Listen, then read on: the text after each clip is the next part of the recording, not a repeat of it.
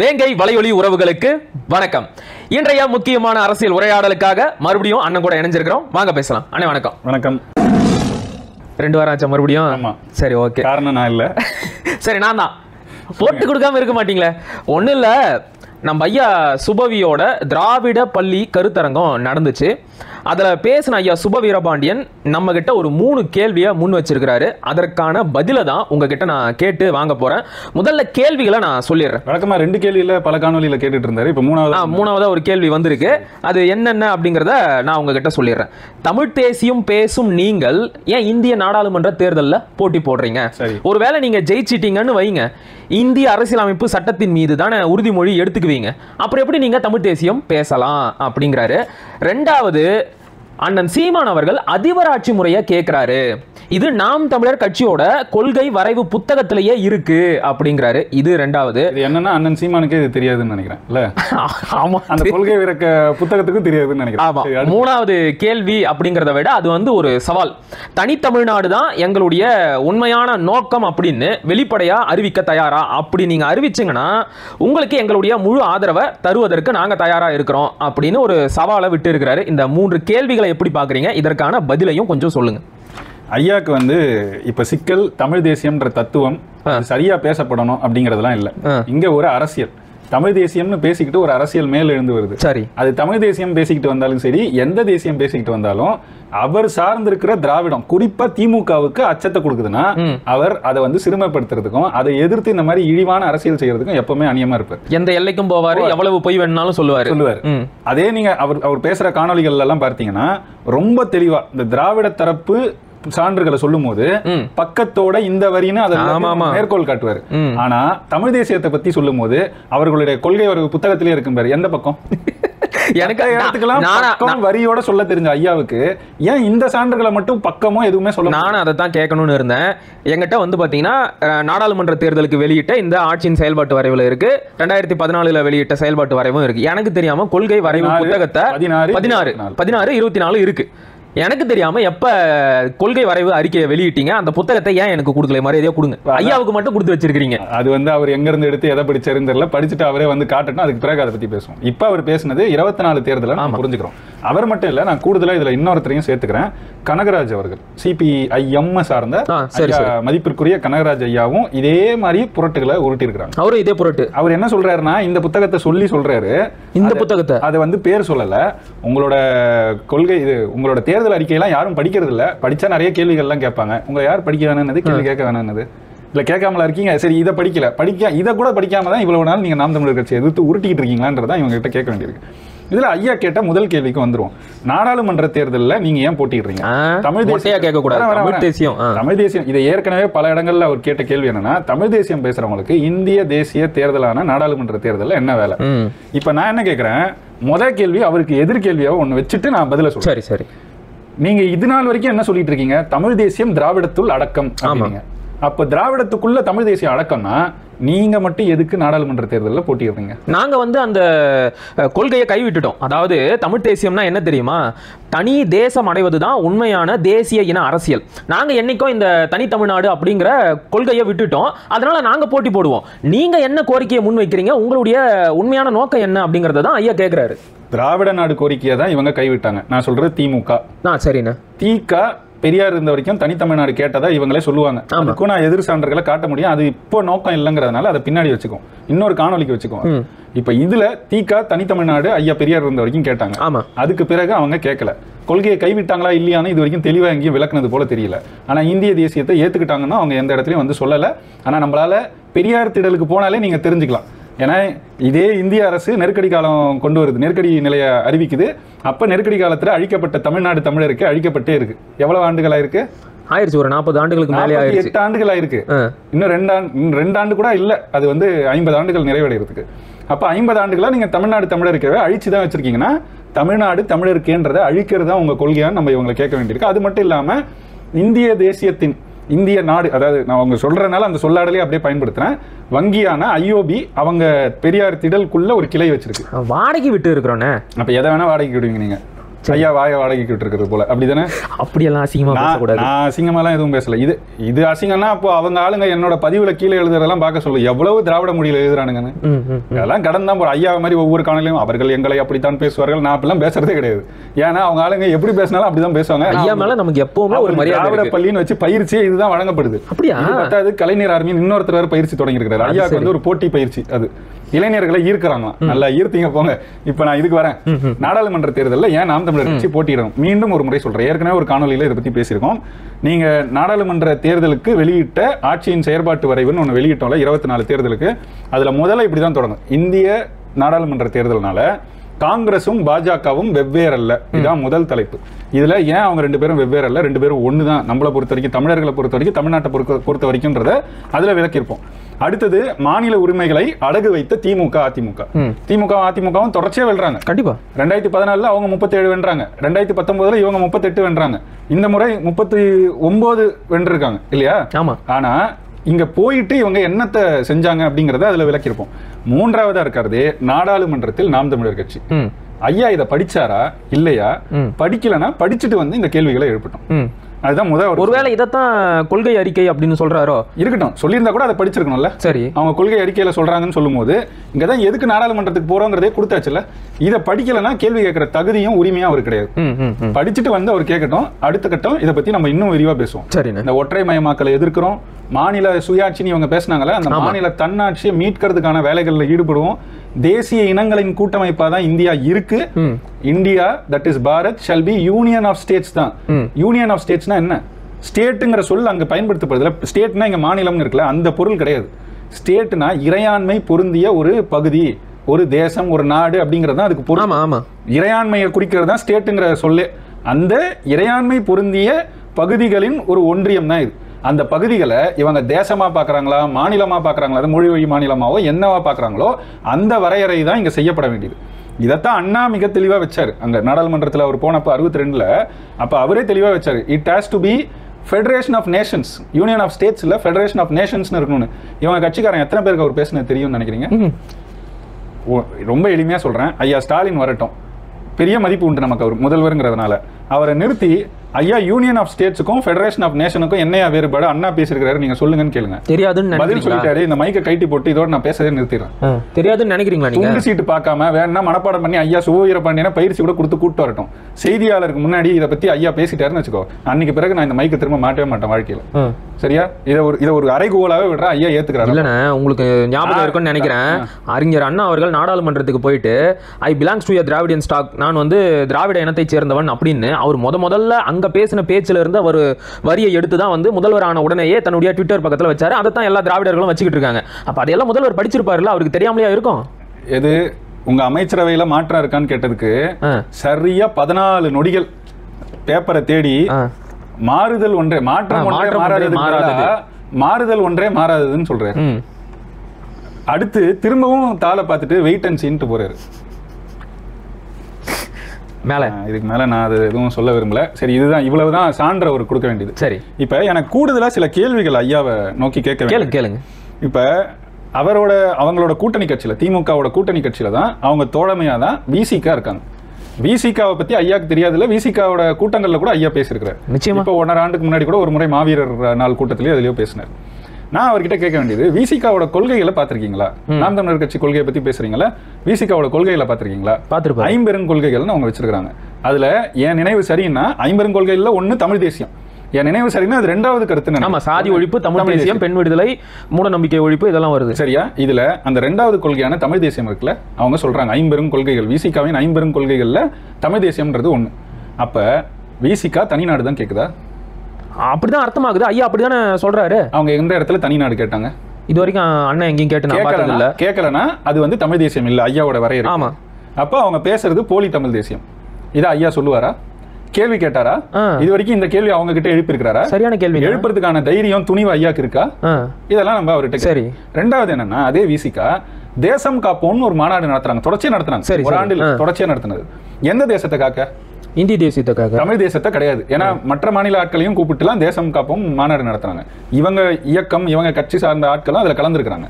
அப்ப தேசம் காப்போம்னு இந்திய தேசியத்தை காக்கிறதுக்கான மாநாடுகளை நடத்துற ஒரு கட்சி தங்களோட 50 கொள்கைகள்ல தமிழ் தேசியம் வச்சிருந்தா அது பித்தலாட்டம்னு ஐயா சொல்ல வராரா? அவங்க சொன்னதை வச்சு பார்த்தா அப்படிதான் ஆகுது. அவங்க ஏமாற்றுறாங்கன்னு சொல்ல வராரா? சொல்லட்டுமே. துணிவு இருந்தா இந்த சுபவீர பாண்டியன் அதை சொல்லட்டும். முதல்ல எனக்கு தெரிஞ்சு அவர் ஒரு அடிப்படையான ஒரு கேள்வியை அண்ணன் திருமாவளவனை நோக்கி வைக்கணும். தேசம் காப்போம் அப்படின்னு மாநாடு நடத்துறீங்களே, இந்தியா ஒரு தேசமான இல்ல கேட்கணும். இந்தியா தேசமே கிடையாது. இப்ப நீங்க தான் சொன்னீங்க அது வந்து யூனியன் ஆஃப் த ஸ்டேட், அரசியலமைப்பு சட்டத்தின்படி அது வந்து ஒரு இடத்துலயும் போய் ஒன்றியம் பேச வேண்டியது. ஆனா இந்த இடத்துல தேசம் காப்போம் இதை இப்ப இல்ல தம்பி, என்னுடைய முகநூல இல்ல கீச்சு கணக்குல போய் பாத்தீங்கன்னா நான் அப்பவே இந்த கேள்வியை கேட்டிருப்பேன். தமிழ் தேசியம் பேசுற நீங்க இந்தியாவை ஏன் தேசம் சொல்லி தேசம் காப்போம்ன்றீங்க, பதில் சொல்லுவாங்களா காக்குறீங்க? பதிலாம் வந்து அவங்க தரப்புல இருந்து என்னைக்கு பதில் வந்திருக்கு? வசப்படுவாங்க சரியா? ஆனா இது வந்து ஐயாவுக்கு நம்ம எழுப்புறோம். விசிகா கிட்ட நீங்க நாம் தமிழர் கிட்ட கேக்குறீங்கன்னா சரி, விசிகா கிட்ட கேளுங்க அப்படின்னு சொல்றோம். அடுத்து இன்னொரு கேள்வி கேட்கணும் ஐயாட்ட. அண்ணன் வேல்முருகன் இருக்காரு, தாவேக்கா இல்ல, தாவேக்கானா தான் ஐயா கலாய்ப்பார், கிண்டல் பண்ணுவாரு, விளையாட்டு கழகம்லாம். அப்படி கிடையாது, இது வந்து தமிழக வாழ்வுரிமை கட்சி. ஐயாவுக்கு நல்லா தெரியும். அண்ணன் வேல்முருகன் நட்பு சக்திகள் தான் அவங்களாம்.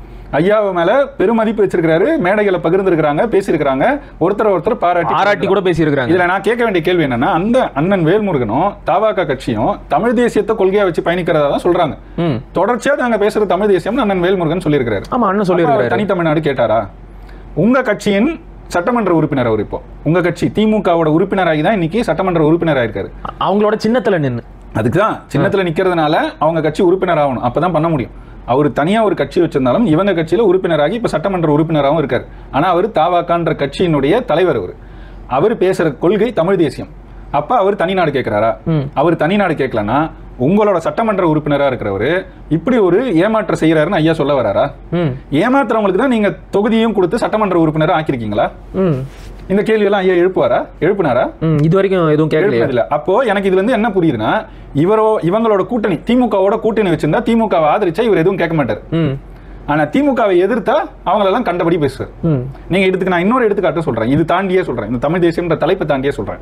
சாதிய கட்சிகள் நீங்க சில பேரை முத்திர குத்துவாங்க. கண்டிப்பா பாமகவும் முத்திர குத்துறாங்க. அதுக்கான காரணங்களும் இருக்கு. ஆனா இவங்களோட கூட்டணி கட்சி இப்ப பவள விழாவுக்கு வந்து ஒரு அழைப்புதல் ஒண்ணு வெளியிட்டு இருக்காங்க, ஒரு நிகழ்ச்சி நடத்துறாங்க. அதோட யாரெல்லாம் சிறப்பு பேச்சு அழைப்பாளர்கள் அப்படின்னு கூட்டணி கட்சிகள், தோழமை கட்சிகளோட பேர் போட்டிருக்காங்க. அதுல யார் யார் பேர் இருக்கு? கொங்கு ஈஸ்வரன். சரி, அவங்க சட்டமன்ற உறுப்பினராகவே இவங்க கட்சியில இருக்கிறாங்க. இது ஒண்ணு. சட்டமன்ற நாடாளுமன்ற உறுப்பினரும் இருக்காங்க. இது ஒண்ணு. அவர் என்ன கட்சின்றதை ஐயா சொல்லணும். அதே போல கருணாஸ் பேரை போட்டிருக்காங்க. இன்னும் பல கட்சிகள் அங்க இருக்கு. நீங்க படிச்சு பாத்தீங்கன்னா யார் யார் எந்தெந்த சாதிக்கு வச்சிருக்கிற கட்சின்னு உங்களுக்கு தெரியும். அப்ப இவங்களை ஆதரிச்சா அவங்கள சாதி கட்சி இல்ல. நாளைக்கே அண்ணன் ஈஸ்வரனோ அல்லது கருணாஸோ வேற ஒரு அதிமுக கூட்டணிக்கோ இல்ல வேற ஏதாவது பக்கம் ஆதரவா போனாங்கன்னா அப்ப அவங்கள சாதி கட்சியா சொல்ல ஆரம்பிச்சிருவாங்க. இப்ப பாமகவை சொல்றது போல புரியுது. ஏன் பாமகவுக்கு ஒரு அளவுகோல், மத்தவங்களுக்கு ஒரு அளவுகோல்? அப்போ உங்ககிட்ட இருக்கிறது நேர்மை நாணயம் கிடையாது. அதாவது இவங்க கூட்டணிக்கு வந்தா அவங்க தலைமையில புனித நீரை தெளிச்சு புனிதர்களாக்கி அவங்க மேல என்ன குற்றச்சாட்டு இருந்தாலும் அதையெல்லாம் மறந்துடுவாங்க. அவங்க அங்க இருந்துட்டு தமிழ் தேசியம் கூட பேசலாம், ஒன்னும் சிக்கல் இல்லை. ஏன்னா அவங்க இவங்களோட அடிமைகளா இருக்க போறாங்க. சரி சரி சரி. இவங்களை எதிர்த்து கேள்வி கேட்டுட்டா அவன்கிட்ட எல்லா டெஸ்டும், urine test, lab test, blood test, எல்லா டெஸ்டும் எடுப்பாங்க. அப்படிதான் இது. ஓகே சரி, நான் முதல் கேள்விக்கு சிறப்பான பதில் முடிக்கல. இன்னுமே முடியலையா? சொல்லுங்க. அடுத்து கேட்கிறேன். சரியா 2021 அக்டோபர் மாசம், இது திட்டத்தட்ட இந்த கால சூழல்னு வச்சுக்கோங்க, அக்டோபர் 4ஆம் தேதி நினைக்கிறேன். சரி, சரியா இருந்தா 21 இவங்க ஆட்சிக்கு வந்து ஒரு 5 மாதங்கள்ல முரசொலியோட தலையங்கம் என்ன தெரியுமா? தமிழ் தேசிய முதல்வர், தமிழிய முதல்வர். ஆமாமா, படிச்சேன். நினைவு இருக்கா? ஆமா. யாரு? ஸ்டாலின் வந்து தமிழ் தேசிய முதல்வர் அப்படின்னு போட்டாங்க. ஸ்டாலின் வந்து ஐயா ஸ்டாலின், முதல்வர் ஸ்டாலின் தனிநாடு கேட்டாரா? இல்ல, நான் இது வரைக்கும் கேட்கல. அவர் எதன் பால்? அரசமைப்பு சட்டத்தின் பால். எதன் பால்? இந்திய தேசத்தின் அரசியலமைப்பு சட்டத்தின் பால் தானே அவர் வந்து உறுதிமொழி. ஆமா. அப்புறம் இந்திய அரசியலமைப்பு சட்டத்தின் மீது மாறாத உறுதியும் பற்றும் அன்பும் கொண்டிருப்பேன் அப்படின்னு சொல்லி சத்தியம் பண்ணிட்டு தான் பதவியை ஏத்துக்கிட்டாரு இல்லையா? அப்போ இது பித்தலாட்டம் தானே. கண்டிப்பா. அப்போ போய் சொல்லியிருக்காங்க தமிழ் தேசியம் இல்ல. அப்ப ஏன் தமிழ் தேசிய முதல்வர், தமிழிய முதல்வர் போட்டு தேவைப்படுதுன்னு அந்த பட்டம்? இந்த கேள்வியை ஐயா சுபவீர பாண்டியன் இன்னைக்கு வரைக்கும் எழுப்பியிருக்கிறாரா? எங்கேயுமே எங்கேயாவது அதை எதிர்த்து எழுதியிருக்கிறாரா? பேசியிருக்கிறாரா? அதுக்கு துணிவு இருக்கா? இல்ல ஏதோ சொல்லிட்டு இருக்காரு. இப்போ ஜெயராமன் வந்து ஒரு புத்தகம் எழுதிக்கிட்டு இருக்காரு, அதுல தமிழ் தேசியத்தை பத்தி விரிவா எழுதியிருக்காரு, இவங்களை வந்து அம்பலப்படுத்திருக்காரு. நீங்க அம்பலப்படுத்துறது எங்களை இல்ல, ஸ்டாலினை தான். தமிழ் தேசிய முதல்வர், தமிழிய முதல்வர்னு போட்ட நீ எங்கேயா தமிழ் தேசியம் கேட்டேன்னு நீங்க கேட்கிற கேள்வி எல்லாமே ஐயா ஸ்டாலினை பார்த்து கேட்கிற மாதிரி தான் எங்களுக்கு கேக்குது. ஏன்னா கேட்காததை எதுக்கு உங்களுக்கு அடைமொழியா போட்டுக்கிறீங்க? அப்ப அது பித்தலாட்டம். கண்டிப்பா. அப்ப பொய் சொல்லிருக்கீங்க, ஏமாற்று வேலை. நீங்க பொய் சொல்லிருக்கீங்க இல்லையா? இன்றைக்கு நாம தமிழ்நாடு தமிழர் தமிழ் தேசியம் என்றால் எரிகிறது, திராவிடம் என்றால் எரிகிறதா என்று கேட்கிறார்கள். தமிழன்னா உனக்கு எரிகிறதான்னு நாங்கள் கேட்கிறோம், தமிழ் தேசியம் என்றால் எரிகிறதா? அப்படித்தான் என்ன நீங்க உறுதியா உங்க திராவிடத்தோட நிக்கிறீங்க? முரசொலி அதைத்தான் எடுத்து சொன்னேன்.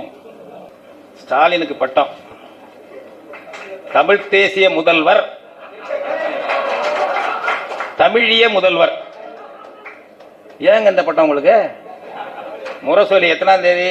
4/10/2021. 4/10/2021. தமிழ் தேசிய முதல்வர், தமிழிய முதல்வர். முரசொலி இன்னொரு முரசொலியில் பாருங்க, 13/9/2021. இது 4/10/2021. 13/9/2021. மு.க. ஸ்டாலின் எனும் திராவிட அச்சாணி செப்டம்பர் மாதம் திராவிட அச்சாணி, அக்டோபர் மாதம் அச்சாணி கலந்து போயிடுச்சு. தமிழ் தேசிய முதல்வர் எதுக்கு இது?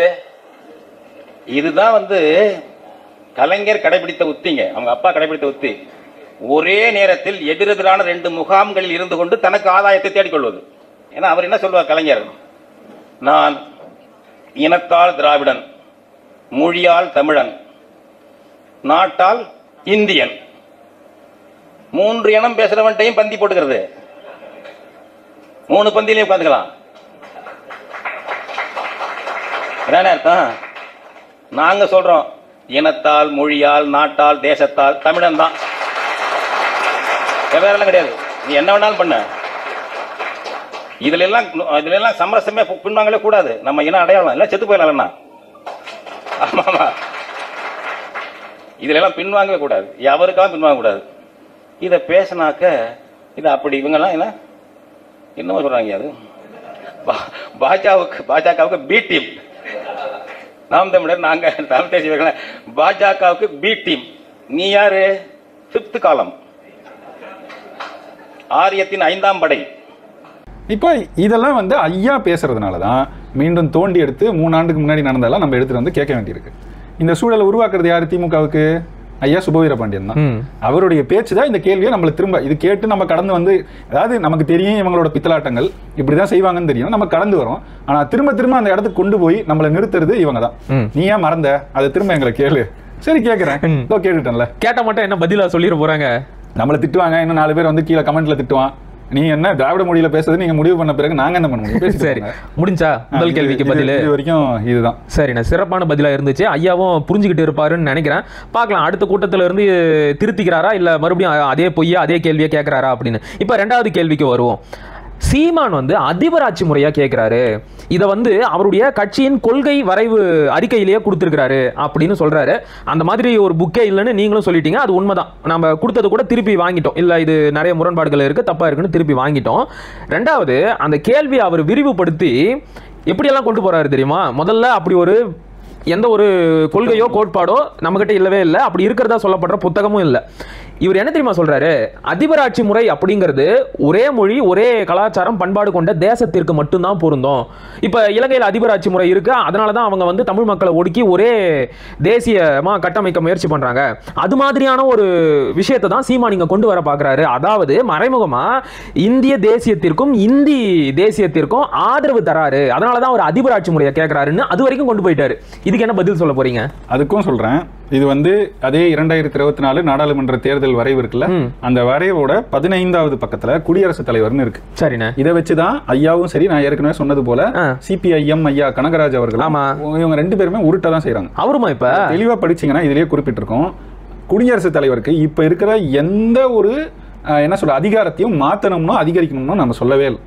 ஆனா என்ன மாறா சொல்றோம்னா, இது வரைக்கும் இருக்கிற அதிகாரங்கள்ல அவங்க எப்படி பயன்படுத்தப்படுறாங்கன்னா, தேர்ந்தெடுக்கப்பட்ட அரசு இருக்குல்ல அவங்களோட வெறும் ரப்பர் ஸ்டாம்பா பயன்படுத்தப்படுறாங்க. அவங்க சொல்ற இடத்துல நீட்டுற இடத்துல கையெழுத்து போடுறவங்களா இருக்காங்க. அது மாறணும். சில பேர் அதை மீறி நடந்திருக்கிறாங்க. ஐயா அப்துல் கலாம் ஓரிரு முறைகள் சில வேலைகள் செய்தது போல செய்யறதுக்கான அங்க அதிகாரம் இருக்கு, ஆனா அது பயன்படுத்தப்படல.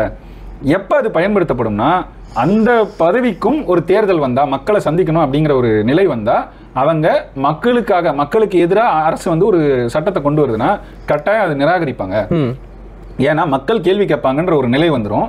அப்போ அவங்க கட்டாயம் அதுக்காக மக்களுக்கு எதிரான எதுலையும் கையெழுத்து போட மாட்டாங்க அப்படின்னு. இப்ப நமக்கு இதுக்கு மாறா ஒரு கேள்வி வரலாம்.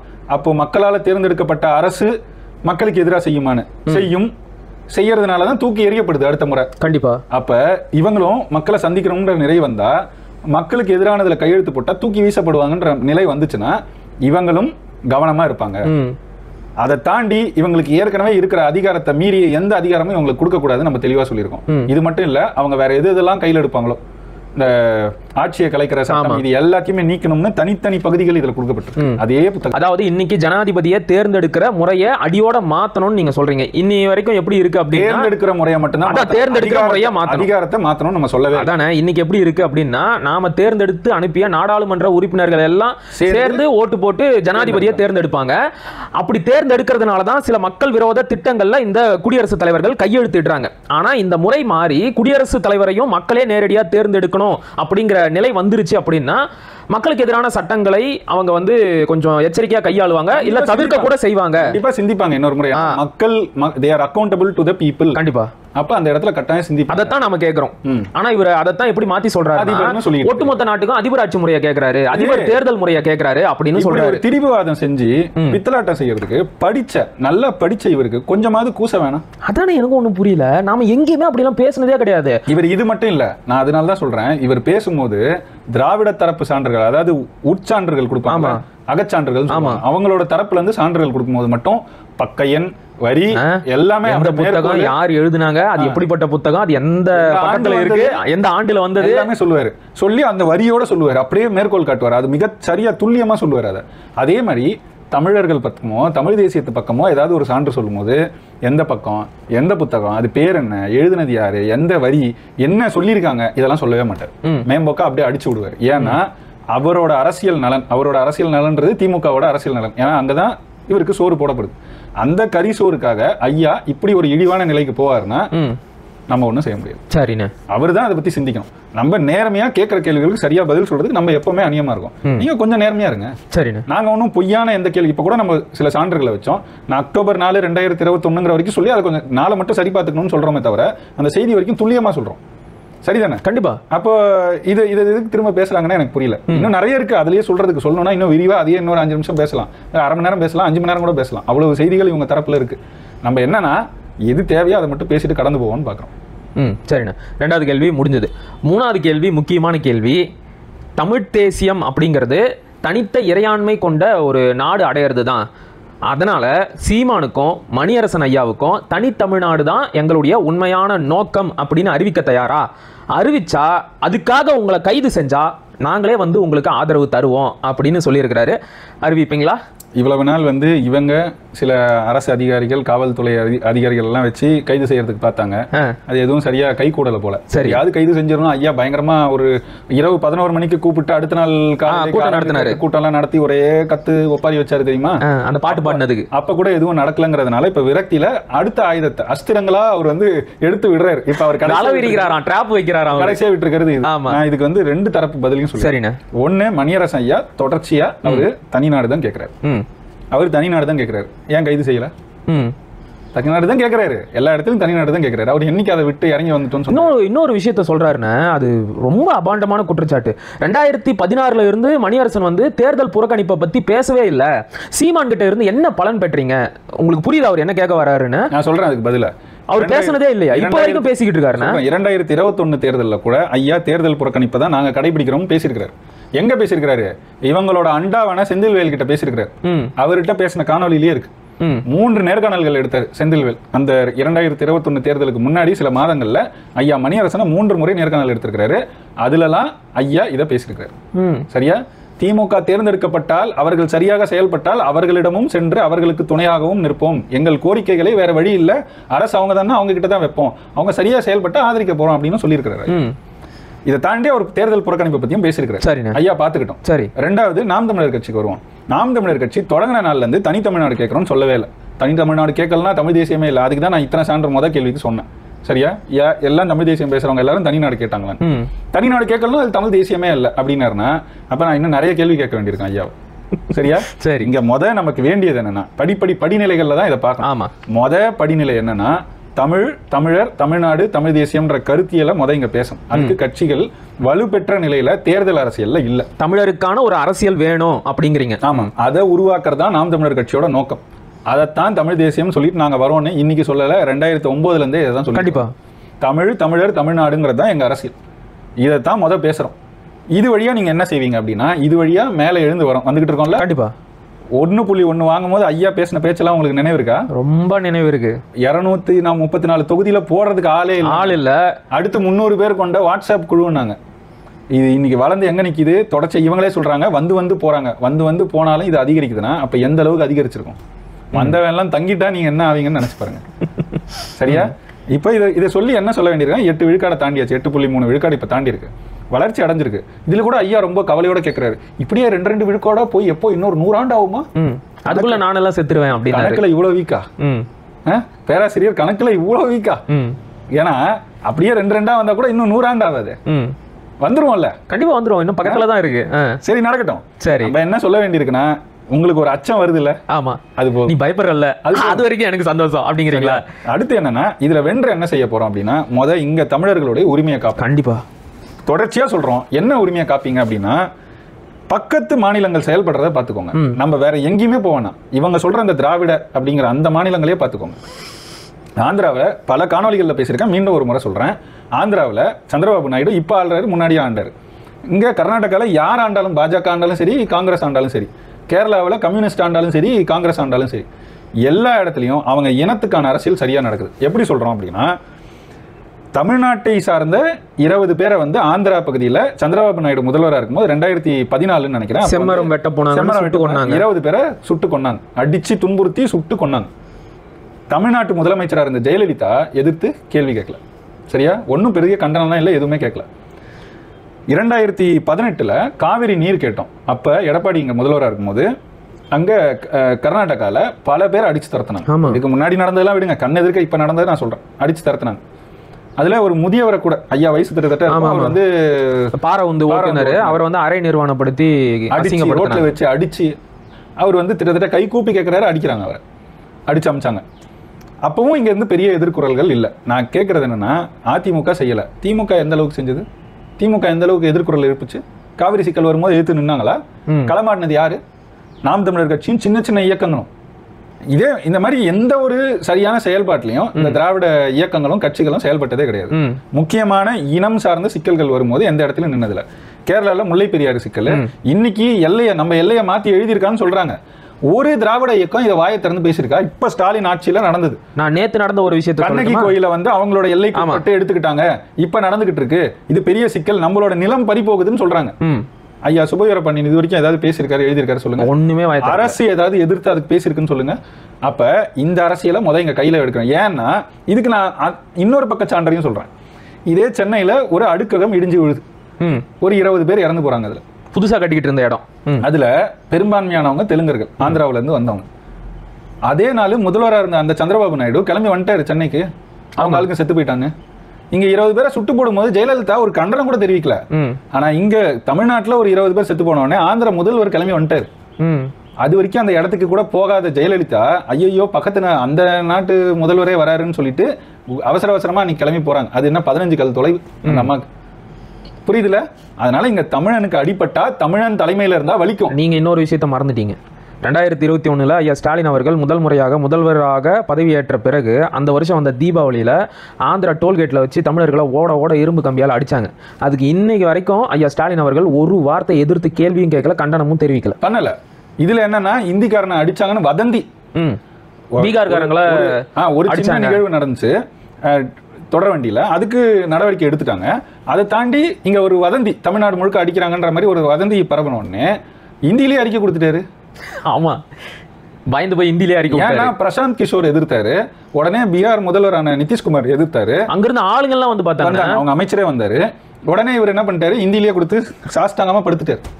படுத்தே விட்டான ஐயா, அப்படி ஆயிடுச்சு. ஏன்னா நாம அடிபட்டாலும் இந்திய எதிர்த்து தானே நீங்க ஆட்சிக்கு வந்தீங்க. ஆமா, இந்தியில எதுக்கு அறிக்கை கொடுத்தீங்க நீங்க உங்க ஆட்சியில? இது வரைக்கும் எந்த ஆட்சியிலேயாவது இந்தியில அறிக்கை கொடுத்தாங்கன்னு காட்டுங்க. வாய்ப்பே கிடையாது. கேவலமா இல்ல? அட இதை விடுங்க. சரி, ஐயா கேட்ட கேள்வி என்ன? தனி தமிழ்நாடு. நம்ம சொல்ல வர்றது என்னன்னா, தமிழர் தமிழ்நாடுக்கான அரசியலே இங்க இல்ல. அதுக்கு தான் இவ்வளவு நேரம் இந்த சான்றுகள்லாம் சொன்னோம். இந்த அரசியலை இங்க நிறுவ வேண்டியிருக்கு. இதை நிறுவனாதான் அடுத்த படிநிலைகளுக்கு போக முடியும். கண்டிப்பா. அதுல அடுத்த படிநிலை என்னன்னா, நமக்கு இந்தியா முழுக்க இந்த தேசிய இனங்களா தான் நம்ம வாழ்றோம். அந்த உணர்வை ஏற்படுத்தணும். ஏற்கனவே இருக்கு, அது மேலோங்கிறதுக்கான வேலைகளை நம்ம செய்யணும். தேசிய இனங்களின் கூட்டமைப்பு அதை செஞ்சு அந்த தேசிய இனத்தின் பிரதிநிதிகள் கிட்ட பேசி ஈழத்துக்கான தீர்வை வாங்கி தரணும். ஏன்னா இங்க சிக்கல் இருக்கு. அதிகாரம் இருந்தா களையப்படக்கூடிய சிக்கல்கள் தான். ஆனா அங்க உயிர் சிக்கல் இருக்கு. அவன் லட்சம் பேரை கொன்னும் இன்னும் அந்த கொலவெறி அடங்காம கொண்டுகிட்டு இருக்கான். உரிமைகளை பறிச்சுக்கிட்டு ஒண்ணுமே தராம அடிமைகளை 2ஆம் நிலை குடிமக்களா வாழ வச்சுக்கிட்டு இருக்கான். அப்ப அதை சரி செய்ய வேண்டியிருக்கு. இன்னும் நம்ம இழக்க முடியாது உயிர்களை. அது ஐயாக்கு தெரியாது இல்ல, பல காலம் அந்த களத்துல நின்னவர் ஐயா. அதனால அதெல்லாம் இப்ப மறந்துட்டாரு. அவர் வீட்லயோ அலுவலகத்திலயோ வச்சிருந்த தேசிய தலைவரோட படத்தையே தூக்கிட்டாருன்னு கேள்விப்பட்டோம். அதுக்கு மேல அவர்கிட்ட அந்த உணர்வுலாம் நம்ம எதிர்பார்க்க முடியாது. தடுப்பாட்டம் ஆடியவர்கள் அடித்தாட தொடங்கி விட்டார்கள். மாவீரர் நாள்ல உதயநிதி ஸ்டாலின் அவர்களுக்கு பிறந்த நாள் வாழ்த்து சொல்லிட்டாருன்னு அவரு ஒரு வருஷம் இல்ல அவர் தான் இருக்கிறதுலே அதிகமான உதயநிதி பிறந்தநாள் விழாவில் கலந்து கொண்ட ஒரு பிரபலம், ஒரு தலைவர். அப்புறம் அவர்கிட்ட போய் இன உணர்வு மொழி உணர்வு எல்லாம் 6 ஆண்டுகளோ 7 ஆண்டுகளோ இது வரைக்கும் தொடர்ச்சியா வாழ்த்து தெரிவிங்க, வேணான்னு சொல்லல. ஆனா அதே நேரத்துல மாவீரர்களுக்கு வாழ்த்து தெரிவிக்கிறதுல உங்களுக்கு என்ன சிரமம்? அவர் தெரிவிச்சா இனிமேல் அது கொஞ்சம் அசிங்கம். அவங்களோட ஒருத்தர் சொன்னது போல அந்த அசிங்கம் நமக்கு துடை தெரியப்பட்டது நம்ம நினைச்சுக்கோம், அவ்வளவு. அதனால இதுபடி நம்ம அந்த இன உணர்வை இங்க உருவாக்கி, மொழிப்பற்று அது வழியா இன உணர்வு இதை உருவாக்கி ஒரு தேசிய இனம்ன்ற அந்த ஓர்மையை உருவாக்கிட்டு இங்க இருந்து மற்ற தேசிய இனங்களுக்கும் அதை கடத்தி அந்த தேசிய இனங்களோட ஒரு கூட்டமைப்பா ஏற்படுத்தி அது வழியா ஈழம் அடையிறது தான் நம்மளோட நோக்கமா இருக்கு. ஈழத்துக்கான வேலைகளை செய்வோம். அது இந்தியா நினைச்சா அடுத்த நாள் ஈழம் அமைஞ்சிரும். இந்தியா நினைக்கணும்னா இங்க இருக்கிற எல்லா தேசிய இனங்கள், அதாவது எல்லா மாநிலங்களும் சேர்ந்து குரல் கொடுக்கணும். அப்ப குரல் கொடுக்கணும்னா என்ன செய்யணும்? 40 பேரை தேர்ந்தெடுத்து அனுப்புறாங்களே, அவங்க அங்க போயிட்டு இப்படி மிக்சர் சாப்பிடக்கூடாது. அதுக்கான வேலையை செய்யணும். 40 பேரும் ஒவ்வொரு மாநிலத்துல இவங்க போய் உட்கார்ந்து பேசி, இப்படி ஒரு சிக்கல் இருக்கு எங்களுக்கு, எங்க இனம் அங்க இந்த அளவுக்கு அழித்தொழிக்கப்பட்டிருக்கு, அப்ப அதுக்கு எங்களுக்கு உரிமையை மீட்கிறதுக்கு நீங்க எல்லாரும் எங்களுக்கு துணை நிற்கணும், அதுக்கு நம்ம சேர்ந்து வேலை செய்வோம். இங்கேயும் தேசிய இனங்களா இருக்கிறோம், நம்மளோட உரிமைகள் ஒடுக்கப்படும் போதெல்லாம் மீட்கிறதுக்கு ஒன்னா சேர்ந்து நிற்போம் அப்படிங்கிற ஒரு ஓர்மை உணர்வை ஏற்படுத்தும். ஓர்மை உணர்வு எப்படி?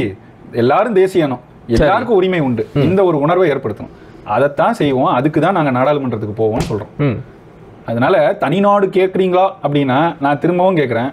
இவங்க நீங்க ஏற்கனவே சொன்ன ஒரு புள்ளி என்னன்னா, இவங்க தனிநாடு கேட்கும் போது இதே நாடாளுமன்றத்துக்கும் போயிருக்காங்க. திராவிட நாடு கேட்டாங்கல்ல, கண்டிப்பா அந்த காலத்துல நாடாளுமன்றத்துக்கு போனாங்க, சரிதானே? கண்டிப்பா சட்டமன்றத்துக்கு தேர்ந்தெடுக்கப்பட்டாங்க, சட்டமன்ற உறுப்பினராகவும் ஆனாங்க. அந்த இடத்துல என்ன உறுதிமொழி எடுத்தாங்க? அதே இந்திய அரசியலமைப்பு சட்டத்தின் மீது சத்தியம் பண்ணி தான் உறுதிமொழி எடுத்துக்கிட்டாங்க. அப்ப நீங்க செய்யலாம், மற்றவங்க செய்யக்கூடாது. நாங்க செஞ்சா எல்லாம் சரி, மற்றவங்க செஞ்சா தப்பு. முதல் கேள்விக்கு பதில் சொன்னல, உங்களை ஆதரிச்சுட்டா நாளைக்கே நாம் தமிழரும் புனிதப்பட்டுரும். உங்க சிக்கல் என்ன? உங்களை எதிர்த்து ஒரு சக்தி மேல இருந்து வருதுங்கிறது தான். அப்போ எதிர்த்து வராங்க, ஒரு தத்துவத்தோட வராங்க, கையாள முடியலன்னா நேர்மையா தோல்வியை ஒத்துக்கோங்க. தத்துவார்த்த தோல்வியை நாளைக்கு வரலாற்றுல உங்களோட களத்தோல்வியும் ஒத்துக்கலாம், அதுக்கான காலமும் வரும். தத்துவ தோல்வியை ஏத்துக்கோங்க, நேர்மையா இருங்க. திராவிட பள்ளின்னு வச்சுட்டு அங்க ஏமாந்த கொஞ்சம் பேரை கூட்டிட்டு வந்து வச்சுக்கிட்டு இஷ்டத்துக்கு அவங்க எதிர்க்க பேசுறீங்க. வாங்கல, எங்களை மாதிரி ஒரு 10 பேரை உட்கார வச்சு எங்களுக்கு எடுங்க, நாங்க கேள்வி கேட்கிறோம். உங்க ஆளுங்க மாதிரி என்னைக்குமே நாகரிகம் இல்லாம நாங்க பேச மாட்டோம். கண்டிப்பா அந்த மாதிரி எங்க தரப்புல ஏகப்பட்ட பேர் கூப்பிடுங்க, வரோம், பேசுவோம், வகுப்பிடுங்க, நாங்க கேள்வி கேட்கிறோம். அட விவாதத்துக்கு கூப்பிட்டாதான் வர மாட்டேங்கிறாங்க. வகுப்பு யாருக்கு யார் எடுக்கிறாங்கன்னு பார்ப்போம். சரி, அதனால ஐயா கேட்ட கேள்விகளுக்கு நம்மளால முடிஞ்ச அளவுக்கு சான்றுகளோட நடந்த நிகழ்வுகளோட பதில் சொல்லியிருக்கோம். ஆமா, இதுக்கு மேல அதை எப்படி கொண்டு போகணும், உண்மையிலே ஏதோ ஒரு ஆரோக்கியமான ஒரு உரையாடலா கொண்டு போகணும்னு நினைக்கிறாரு அப்படின்னா அவர் அதுக்கு பதில் கூட சொல்லட்டும், நம்ம அதுக்கும் பதில் சொல்றதுக்கு அநியமா தான். சரிண்ணா, இப்ப அண்ணன் சொன்ன மாதிரி ஐயா முன் வச்ச அந்த 3 கேள்விகளுக்குமே தகுந்த சான்றுகளோட சுருக்கமாக தான் பதில் சொல்லியிருக்கிறோம். தேவைப்பட்ட விரிவாக பேசுறதுக்கும் விவாதிக்கிறதுக்கும் கூட நாங்கள் தயார்.